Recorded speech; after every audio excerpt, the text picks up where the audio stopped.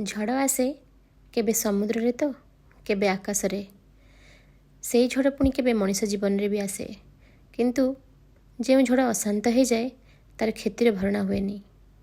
ଆସନ୍ତୁ ଶୁଣିବା କବିତାଟିଏ। ଅଶାନ୍ତ ଝଡ଼। ମୁଁ ଶାନ୍ତ ନୀରବ ବତୀଘର ଭଳି ସମୁଦ୍ରକୁ ଚାହିଁ ରହିଥିଲି। ମୁଁ ଶାନ୍ତ ନୀରବ ବତୀଘର ଭଳି ସମୁଦ୍ରକୁ ଚାହିଁ ରହିଥିଲି। ତୁ ବାଡ଼େଇ ହେବା ପାଇଁ ପଥରଟେ ଖୋଜୁଥିଲୁ ଅଶାନ୍ତ ସମୁଦ୍ରର ଝଡ଼ ଭଳି। ତୁ ବାଡ଼େଇ ହେବା ପାଇଁ ପଥରଟେ ଖୋଜୁଥିଲୁ ଅଶାନ୍ତ ସମୁଦ୍ରର ଝଡ଼ ଭଳି। କିଛି ନ ବୁଝିବା ପୂର୍ବରୁ ସେ ଅଶାନ୍ତ ଝଡ଼ରୁ ମୁଠେ ହାତରେ ଧରେଇ କେତେ ଦୂର ଗଲୁ ଚାଲି। କିଛି ନ ବୁଝିବା ପୂର୍ବରୁ ସେ ଅଶାନ୍ତ ଝଡ଼ରୁ ମୁଠେ ହାତରେ ଧରେଇ କେତେ ଦୂର ଗଲୁ ଚାଲି। ମୁଁ ସମୁଦ୍ର କୂଳରୁ ଥାଇ ଚାରିପାଖ ସହରର ନିନ୍ଦା କୋଳାହଳ ଟାହିଟାପୁରାକୁ ଶୁଣିପାରିଲି। ଏମିତି ଘଟଣା ନୂଆ ନୁହେଁ ଭାବି ଆଖିରେ ଆଖିଏ ସପନ ନେଇ ସହରକୁ ଆସିଲି।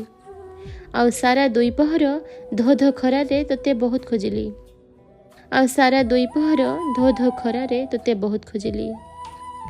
ଯେତେବେଳେ ସନ୍ଧ୍ୟାରେ ଗଧୂଳି ଘରକୁ ଫେରିବା ବାଧ୍ୟ କଲା, ଏକୁଟିଆ ସେ ଶାନ୍ତ ସମୁଦ୍ର କୂଳରେ ସେ ଅଶାନ୍ତ ବୋଝକୁ ଫୋପାଡ଼ି ଦେଲି ଆଉ ବସି ପଡ଼ିଲି। ଏବେ ରାତି ବେଶୀ ହେଲା ପରେ ତୁ ମୋ ପାଖକୁ ଫେରିଲୁ। କିନ୍ତୁ ଏ କ'ଣ, ତୁ ବି ଉଦାସ ନୀରବ, ମୁଁ ବି ଉଦାସ ନୀରବ। ନା ତୋର ଝଡ଼କୁ ସାମ୍ନା କରିବାକୁ ଇଚ୍ଛା ଅଛି, ନା ମୋର ବଳ ଅଛି। ଏବେ ସେ ଝଡ଼ ସମୁଦ୍ରର ବହୁତ ଦୂରରେ ବହୁଛି। ଆଉ କୂଳରେ ନାହିଁ କି ବନ୍ଧ ମାନୁନି।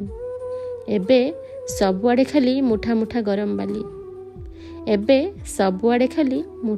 ଗରମ ବାଲି। ସ୍ମୃତି।